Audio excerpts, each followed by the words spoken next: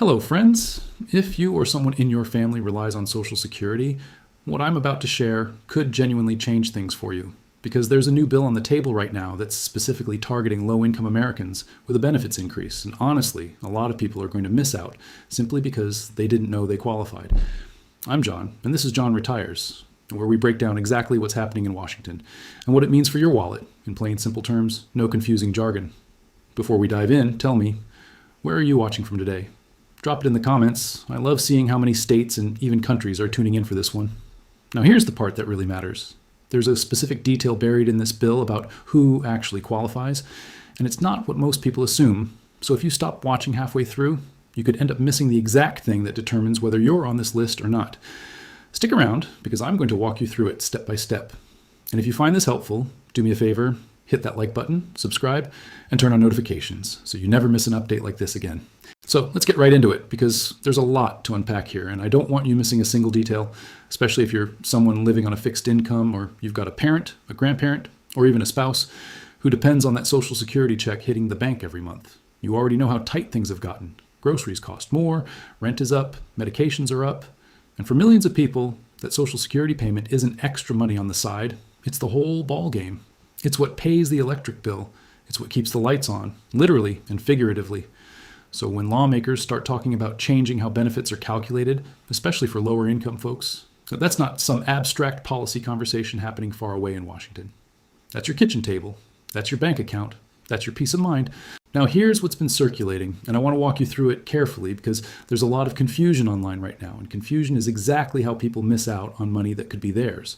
There's growing conversation among lawmakers about restructuring parts of the Social Security formula so that it does more for the people at the lower end of the income scale.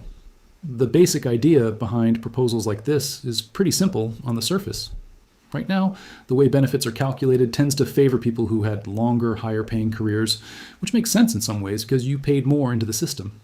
But it also means that people who worked lower-wage jobs their whole lives, people who took time off to raise kids, people who dealt with disabilities or health setbacks that limited their earning years, those folks often end up with a Social Security check that barely covers the basics, if it covers them at all. So the push here is to build in more protection at the bottom, to make sure that no matter how modest someone's work history was, they're not left trying to survive on a couple $100s a month.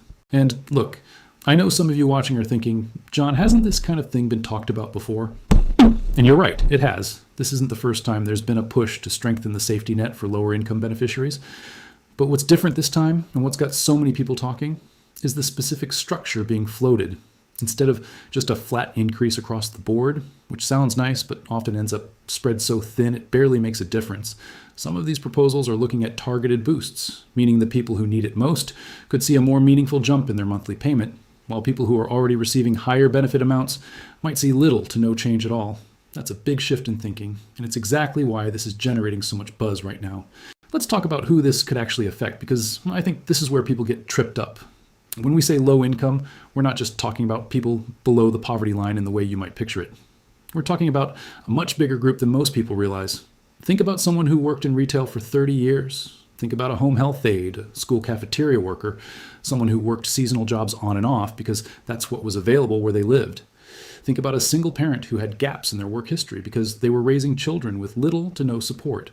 All of these are real, common life stories, and under the current system, all these people can end up with Social Security benefits that are barely enough to cover rent, let alone rent and food and medication and everything else life throws at you. So if there's a serious effort to correct that, to actually put more money in the pockets of people who spent their whole lives working hard but never had access to high-paying jobs, that's a conversation worth paying close attention to. Now, I want to pause here for a second because I promised you I'd ask, and I really do want to know, where are you watching from today?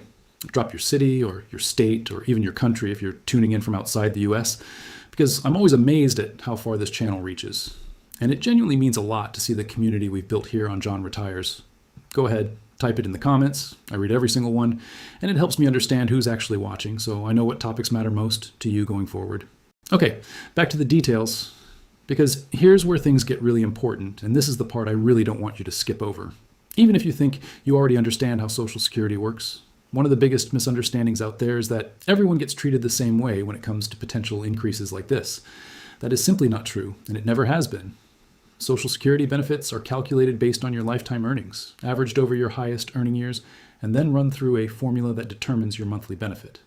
If proposals like the ones being discussed move forward, the formula itself could be adjusted in a way that raises the floor for lower earners without necessarily changing anything for people who had substantial, well-paying careers. That means two people could read the exact same headline about a Social Security increase and have two completely different experiences. One might see a real bump in their check, and the other might see nothing change at all. This is exactly the kind of nuance that gets lost when headlines get shortened down to something catchy. And it's exactly why so many people end up confused, or worse, falsely assume they're getting an increase that never actually shows up. So how do you know if you might be someone who benefits from a change like this? Well, generally speaking, the people most likely to be impacted are those who had lower average lifetime earnings, people who spent a significant part of their working years in jobs that didn't pay especially well, people who have gaps in their earnings record due to caregiving responsibilities, health issues, or periods of unemployment, and people who are currently receiving a Social Security benefit that's on the lower end compared to the national average. If that sounds like you or like someone in your life, this is exactly why staying informed on how these proposals develop matters so much, because you don't want to be caught off guard either by missing out on something you actually qualify for, or by falling for misinformation that convinces you you're getting something you're not. And that brings me to something I really need to address, because there's a lot of noise online right now, a lot of clickbait, a lot of exaggerated claims about guaranteed increases, specific dollar amounts, and exact dates, none of which have been confirmed. I know it's tempting to want concrete numbers, believe me. I get messages every single day from people asking exactly how much more they're going to get and exactly when it's going to show up in their account. But the responsible thing to do, and the thing I always try to do here on this channel, is to give you the real picture, not an exaggerated one. Proposals like this go through a process. They get discussed, debated, sometimes revised significantly from their original form, and sometimes they don't move forward at all in the shape they started in. That doesn't mean this isn't worth paying attention to. It absolutely is. But it does mean you should be cautious about anyone promising you a guaranteed check amount or a guaranteed date, because right now, nobody can honestly tell you that with certainty. What I can tell you is what you should be doing right now, today, while all of this plays out, because there are things within your control, regardless of how this particular proposal moves forward. First, make sure your Social Security Administration account is set up and accessible online, because that's where any official updates about your specific benefits will eventually show up, not from a random video or article online, but directly from the source. If you haven't created an account yet, it takes just a few minutes, and it lets you see your earnings history, your estimated benefits, and any notices sent directly to you. Second, if you believe your earnings record has errors, and this happens more often than people realize, especially for people who change jobs frequently or worked under different names at some point, now is a great time to review that record and get it corrected, because your benefit calculation is based entirely on that history being accurate. Third, if you're someone who's approaching retirement age but hasn't filed yet, understanding how these potential changes could affect your specific situation is worth a real conversation, either with a financial advisor or by digging into your own numbers carefully, because timing your filing can make a real difference in your monthly benefit, regardless of what happens with new legislation. I also want to touch on something that doesn't get talked about enough, and that's supplemental security income, often called SSI, which is a separate program from standard Social Security retirement benefits, but one that's often part of these same conversations because it specifically targets people with very limited income and resources. If proposals move forward that aim to help lower income beneficiaries, there's a real chance SSI recipients could see changes as well, sometimes even more directly than standard retirement beneficiaries, because SSI is already designed around the idea of providing support to people with the least financial resources. If you or someone you know receives SSI, or might qualify for it and hasn't applied, this is another area where staying informed could genuinely make a financial difference. Now, here's something I think about a lot, and I want to share it with you honestly. The reason this topic generates so much emotion, so much attention, so many comments and shares, is because it's not really about numbers on a page. It's about dignity. It's about someone who worked their entire life, who paid into this system faithfully for decades, being able to live out their later years without constant financial fear. Nobody wants to choose between medication and groceries. Nobody wants to feel like they worked their whole life just to barely scrape by at the end of it. So when there's a real conversation happening about strengthening support for the people who need it most, that matters. And it deserves your attention, not just as a headline you scroll past, but as something you actually understand well enough to know how it might affect you or someone you love. I also want to gently remind you, because I say this in almost every video and I'll keep saying it, please be cautious of anyone online, especially on social media, claiming they can get you a guaranteed increase, or asking for personal information in exchange for helping you access new benefits. The Social Security Administration will never ask you for sensitive information through unsolicited calls, texts, or messages promising you extra money.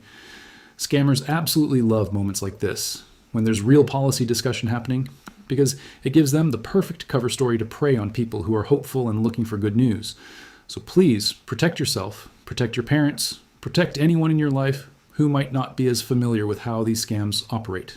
If something feels off, it probably is, and the safest thing you can do is go directly to the official Social Security website or call their verified number rather than trusting a random link or message. As this story continues to develop, I'm going to keep tracking it closely for you, because I know how much uncertainty like this weighs on people, especially when it's tied directly to your monthly income and your ability to cover the basics. My goal with this channel has always been to cut through the confusion, to give you real, grounded information without the fear-mongering and without the false promises, so you can make decisions based on facts, not panic. That's exactly why I wanted to bring you this update today, laid out in a way that actually makes sense, instead of just throwing a headline at you and leaving you with more questions than answers. So here's what I'd ask of you before you go. If this video helped you understand what's actually happening, and more importantly, helped you figure out whether this might apply to you or someone you care about, do me a favor and hit that like button. It genuinely helps this video reach more people who need this information just as much as you did watching it today. If you haven't subscribed yet, now's the perfect time, because I'm going to be covering every twist and turn of the story as it develops, and you don't want to miss the moment real details get confirmed. And please turn on that notification bell, because when official updates come through, whether it's good news, clarifications, or important changes to be aware of, I want you to be among the first to know, not the last. Drop your thoughts in the comments too. I want to know what you think about all of this, and whether you believe changes like this are long overdue. Thank you so much for watching all the way to the end. It truly means the world to me, and I'll see you in the next video.